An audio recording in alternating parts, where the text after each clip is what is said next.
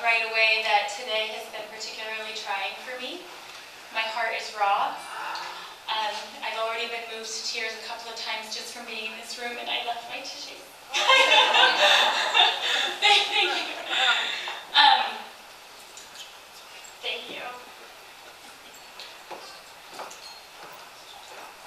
Just thinking about women being silenced by men in positions of power,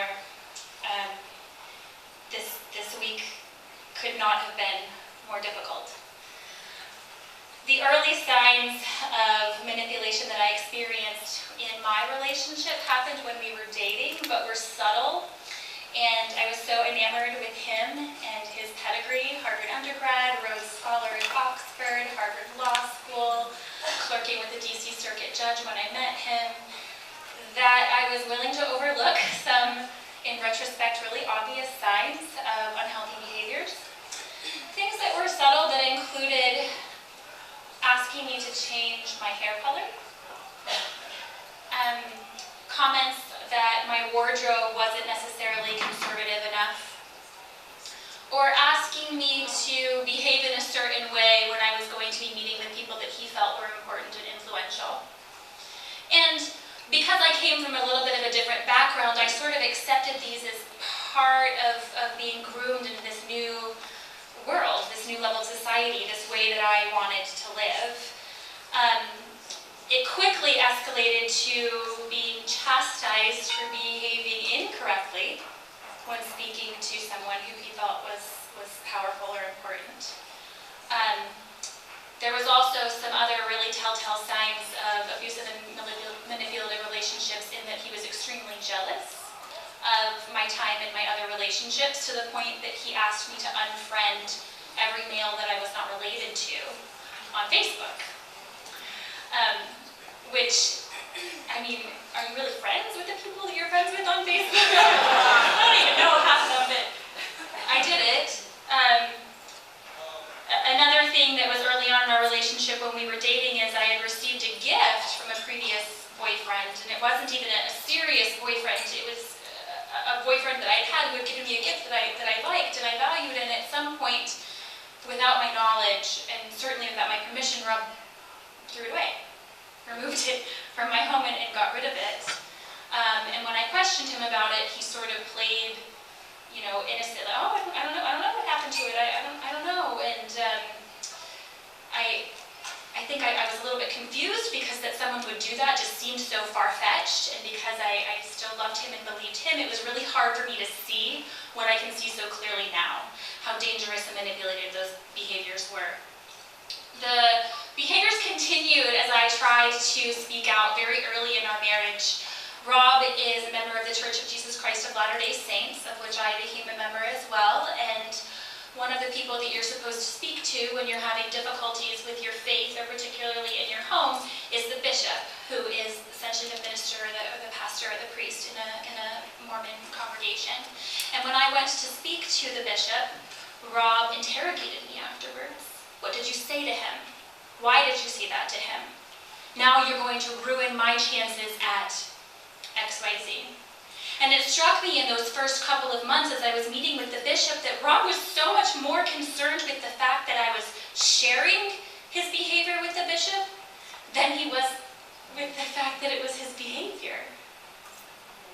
And it was very telling to me that he didn't care about me. He didn't care about how things were happening in our relationship. He cared about his reputation, and he cared about his job, and he cared about how we were seen. That type of behavior continued when we started meeting with a therapist within the first couple of months of our relationship, where he would accuse me of getting ideas from the therapist. When I would call him out for something or demand that he do something differently, it was always the therapist was giving me those ideas, because I couldn't possibly have come up with that on my own. And he also used the fact that he was willing to go to therapy as sort of a carrot for me. I'm going to this therapy that you asked me to go to. Why are you behaving this way? The public image, particularly for Rob in Washington, D.C., I think was absolutely the most important. Defend and protect at all costs. his behavior was very different in public than it was at home. And I don't just mean that because his manipulation or his anger came out at home. I mean, he was charming and energetic and friendly outside of the home, and in the home he was sullen and depressed and very much isolating. So it was very confusing for me to see this man at home who I was living with and interacting with on a daily basis come to life in front of strangers and not be able to explain that to them. There were also lots of little white lies when we were out in public, relating to his behavior at home or relating to our marriage, that when spoken in an interaction when you're first meeting somebody, it's not your inclination to be like, hey, that's not true, and call out your husband. And so I played along with these white lies because I didn't realize I had an option, and I was oftentimes taken aback by the information. And that was escalated for me when we were going to networking events and political events and events for him with his job, because Rob was very private. He kept his work life separate from me and his friendships separate from me and even his family separate from me. And so I never knew what was going on in any of these compartments. And so when I would go and meet with his family and they were talking about something that seemed like common knowledge that I should have known about, I was too embarrassed to admit I had no idea what they were talking about.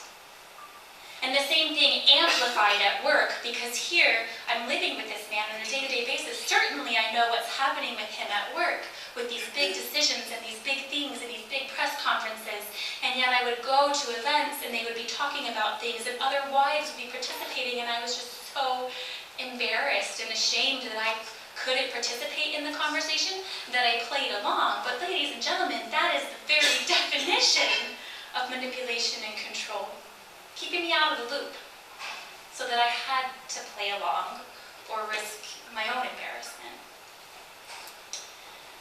Some other small things, well, small in the grand scheme of things, that he did were turning the blame on me in particularly volatile arguments. For example, if we were arguing in our home, he would angrily walk to the door and close it and accuse me of making a scene that the neighbors could hear. Or if we were on our way to an event where I had been crying and we'd been yelling at each other, I was ordered to get myself together before we went to this public event.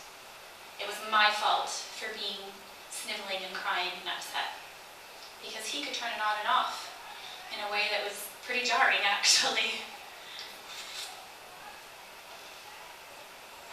Even when we were separated, I still felt controlled, I suppose, by him, but more realistically, I think I felt loyalty to him.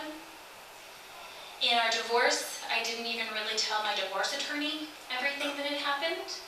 And as my divorce attorney pressed me to say, is there cause?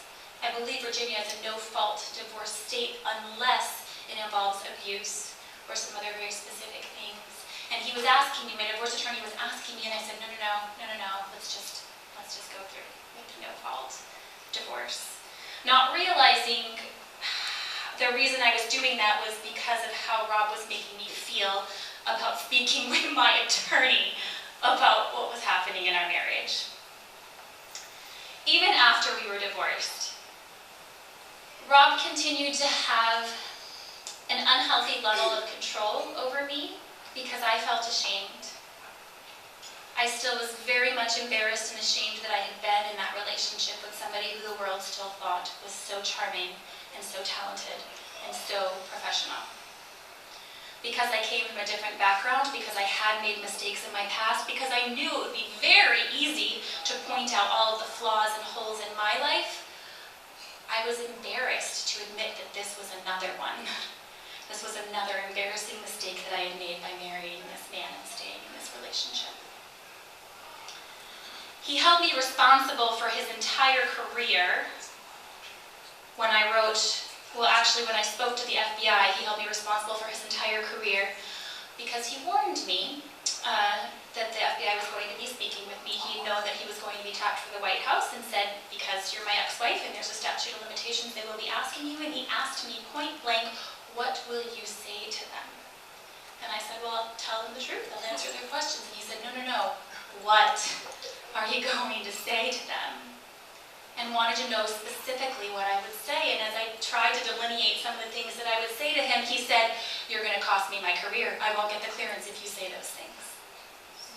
Now, to be clear, he did not coach me on what to say, but he used that guilt and that manipulation to make me know that speaking the truth was going to be impactful to him. I felt that. I still spoke the truth, but I felt it. And so then when I wrote an Instagram post a couple of months later, friends tipped Rob off to it, and he called me immediately that evening after seeing the post and demanded that I take it down. And after we'd gone back and forth a couple of times about why I should take it down, and him telling me that it looked bad for him, that people could use it the wrong way, I told him, I will take it down. And in its place, I will post that you were embarrassed by it and you asked me to take it down.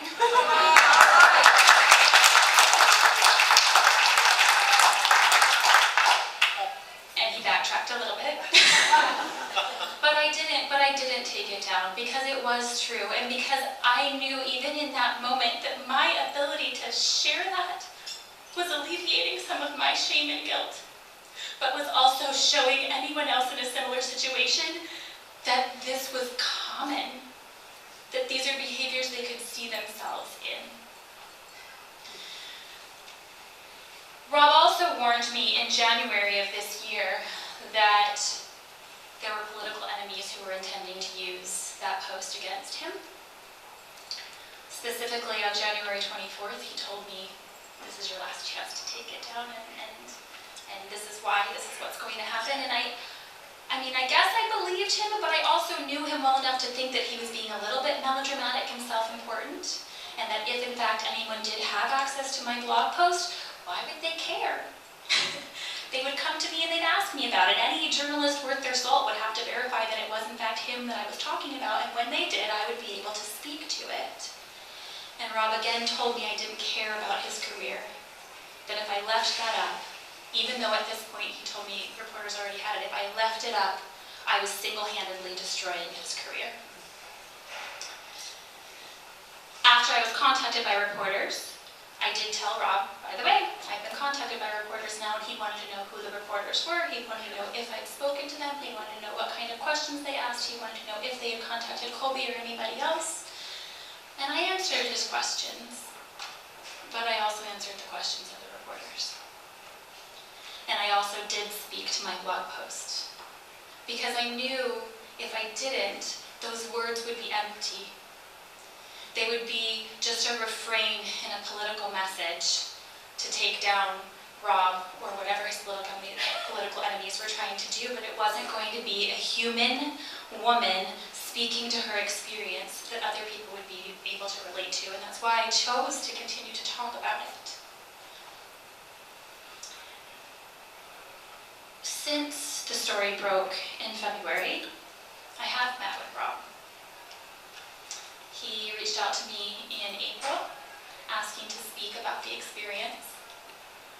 I believe at that time he's still very much angry that I had done this to him. That I had somehow taken his career and his life and his privacy away from him. To which I responded, your choices and your behavior are what you're feeling the consequences of. I did not choose it.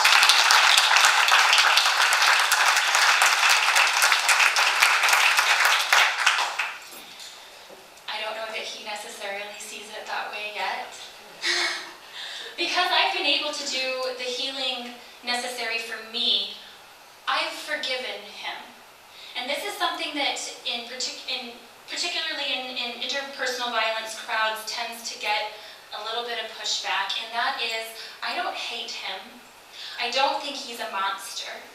I'm not even interested in pressing charges for anything he may or may not have done in the past, because I have healed and I've moved forward, and as evidence has shown, he put his own nails in his coffin.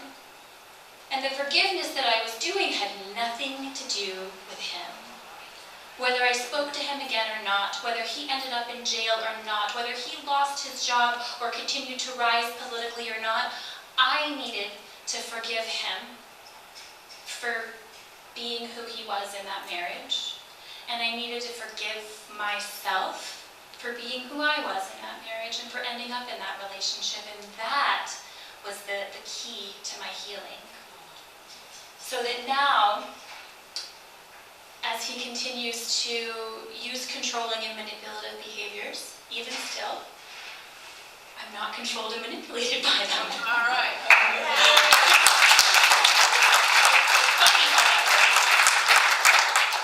And I think one of the things that was so impactful for me in watching what has unfolded with the Supreme Court nominee and with the hearings today is remembering how it felt to be questioned, how it felt to be labeled, to have my motives be labeled as political when they weren't. And to really feel like I was just speaking the truth for no other reason than it was helping me to heal. And having people not be able to see that. And I was watching that play out this past week, and specifically today, and just was even more motivated to continue to tell my story, to continue to empower other women, other victims to speak up and say, it's not domestic violence, it's violence. Yeah. And as you speak about it, the shame happens. And as you speak about it, the fear that this person will be able to do anything to you evaporates. And that's not to say that there aren't people who are in very real physical danger and that you need to take the necessary precautions and educate yourselves on the way to do that. But the only way you're going to escape that control is by speaking the truth and standing by it and recognizing that you have nothing to be ashamed of.